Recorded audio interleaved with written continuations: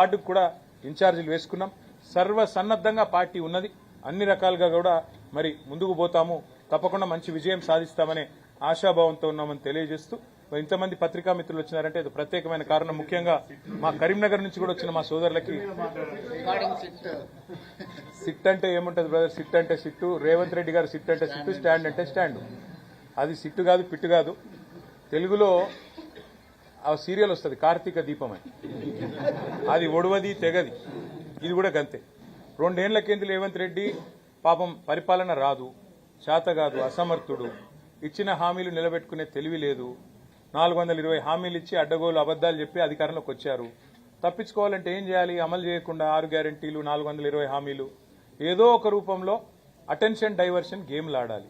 అందులో భాగంగా కొన్ని రోజులు కాళేశ్వరం కుంభకోణం అని కొన్ని రోజులు డ్రామా, తర్వాత ఫోన్ ట్యాపింగ్ అని కొన్ని రోజులు డ్రామా, అట్లాగే కొన్ని రోజులు గొర్రెల స్కామ్ అని డ్రామా, కొన్ని రోజులు ఫార్ములా ఈ అని కొన్ని రోజులు డ్రామా. ఈ 2 ఏళ్లు ఈ డ్రామాలు, క్రైమ్ కథా చిత్రాలు, హారర్ చిత్రాలు తప్ప రేవంత్ రెడ్డి గారి ప్రభుత్వం సాధించింది, ప్రజలకు ఇచ్చింది ఏమైనా ఉందా? దయచేసి మీరు కూడా మీడియా సోదరులు కూడా ఆలోచించాలని నేను కోరుతా ఉన్నా. ఇవాళ మమ్మల్ని మన హరీష్ రావు గారు వారి బొగ్గు కుంభకోణాన్ని బయటపెట్టినారు. రేవంత్ రెడ్డి గారి బావమరిది ఆధ్వర్యంలో ఎట్లా సింగరేణిలో బొగ్గు కుంభకోణాలు జరుగుతున్నాయి, 1000 కోట్ల కాంట్రాక్టులు అటు రేవంత్ రెడ్డి గారు ఇటు కేంద్ర ప్రభుత్వంలో ఉన్న పెద్దలు మంచిగా అదులుకొని బదులుకొని ఇద్దరు కాంగ్రెస్ బీజేపీ వాళ్ళు వారు చక్కగా దోపిడీ చేస్తున్నారో బయట పెడితే, పొద్దున బయట పెడితే సాయంత్రం కల్లా సిట్టు నోటీసు. నేను అందుకే అంటా ఉన్నా, ఇవాళ సిట్టు వేయాల్సింది ఎవరి మీద? పొంగులేటి శ్రీనివాసరెడ్డి రాష్ట్ర రెవెన్యూ శాఖ మంత్రి, వారి కొడుకు గూండాగాళ్ళం తీసుకొని పోయి భూములు కబ్జా చేస్తా ఉన్నాడు, ప్రైవేటు భూములు. వారి మీద సిట్టు వేయండి.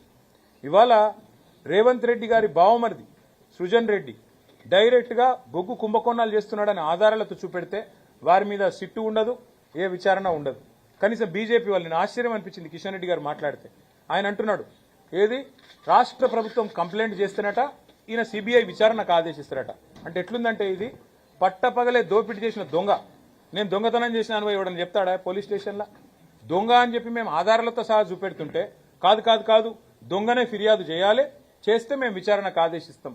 ఇంత అసహ్యంగా, ఇంత ఎబ్బెట్టుగా ఇవాళ కేంద్ర ప్రభుత్వ వైఖరి ఉంది.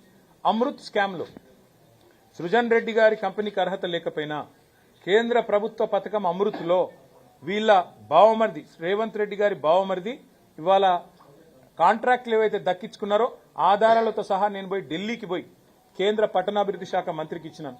వేయండి సిట్టు దాని మీద.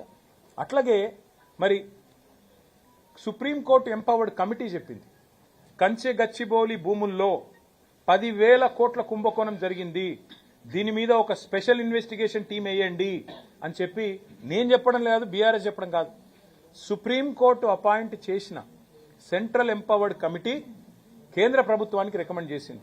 ఎందుకు కేంద్ర ప్రభుత్వం స్పందించట్లేదు? ఎందుకు రేవంత్ రెడ్డిని కాపాడుతున్నది? అట్లాగే ప్రధానమంత్రి నరేంద్ర మోడీ గారు తెలంగాణకు వచ్చిన ప్రతిసారి చెప్తారు, ఇక్కడ ఆర్ఆర్ ట్యాక్స్ అమలవుతుంది అంటారు. మరి ఆర్ఆర్ ట్యాక్స్ అమలవుతుందని మీరు చెప్పి 1.5 సంవత్సరం అయిపోయింది. రేవంత్ రెడ్డి గారు, రాహుల్ గాంధీ గారు దోపిడీ చేస్తున్నారని మీరే చెబుతూ, మీ కేంద్ర హోంశాఖ మంత్రి అమిత్ షా గారేమో తెలంగాణ ఏటీఎంగా మారిపోయింది కాంగ్రెస్ కని స్టేట్మెంట్ ఇస్తారు. మరి దొంగలు పట్టుకోవాల్సింది హోంమంత్రే కదా, పోలీసు వాళ్లే కదా. ఏటీఎంగా మారింది తెలంగాణ అని చెప్తారు, సిట్టు మాత్రం ఉండదు.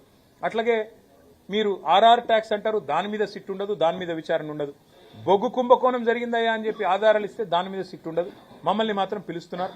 తప్పకుండా మేము ఏ తప్పు చేయలేదు కాబట్టి, మేము ఏ రకంగా కూడా ఎవరికి నష్టం చేయలేదు కాబట్టి ముమ్మాటికి పోతాం. కాకపోతే ఒకటి ఉంది, ఇప్పుడు ప్రభుత్వాన్ని నడిపేటప్పుడు ఇవాళ రేవంత్ రెడ్డికి కూడా తెలుసు, పోలీసులు ఒక పని ఎప్పటికప్పుడు చేస్తూనే ఉంటారు 24/7. ఏంటిది అది? ఇప్పుడు మా ఎమ్మెల్యేలను కొంటూ 50 లక్షల రూపాయలతో ఒక సన్నాసి దొరికిండు 2015లో. ఒక సన్నాసి మా ఎమ్మెల్యేలను కొంటూ 50 లక్షల రూపాయలు పట్టుకొని బ్యాగులో మా ప్రభుత్వాన్ని కూల్చాలని కుట్ర చేస్తూ దొరికిండు. మరి ప్రభుత్వాన్ని కూలగొట్టే కుట్రలు ఎవరైనా చేస్తే వాళ్ళ ఫోన్లు పోలీసులు ఏమో నిన్నరేమో, నాకేం తెలుసు. అట్లాగే ఇంకెవరన్నా అట్లాంటి పనులు చేసిండ్రేమో పోలీసులు నిన్నరేమో, మంత్రులకు ఏం తెలుస్తుంది, ప్రభుత్వంలో ఉన్న వాళ్ళకి ఏం తెలుస్తుంది. ఇంకొక విషయం కూడా మీకు చెప్తున్నా బ్రదర్, ఇది మీరు గుర్తుపెట్టుకోండి. ఇవాళ ఈ రోజు నేను చెప్తా ఉన్నా, గుర్తు చేసుకోండి. కోమటిరెడ్డి వెంకటరెడ్డి గారు, ఉత్తమ్ కుమార్ రెడ్డి గారు వారి ఫోన్లు ట్యాప్ అవుతున్నాయని చెప్పి జర్నలిస్టులకు చెప్తే, జర్నలిస్టులు దాని మీద మరి వార్తలు రాస్తే ఇంతవరకు ప్రభుత్వం ఖండించలేదు. ఇవాళ నేను అడుగుతా ఉన్న రాష్ట్ర డీజీపీ గారిని, రాష్ట్ర ఇంటెలిజెన్స్ ఐజీ గారిని, మీరు ప్రమాణం చేసి చెప్పగలుగుతారా రాష్ట్రంలో ప్రస్తుతం మీరు ఫోన్లు మావి ట్యాప్ చేయట్లేదు, మంత్రుల ఫోన్లు ట్యాప్ చేయట్లేదని? ఫోన్ ట్యాపింగ్ అనేది, గూఢాచారి వ్యవస్థ అనేది, పోలీసులు ఈ రోజు కాదు, నిఘా వ్యవస్థ అనేది శాంతి భద్రతల పరిరక్షణ కోసం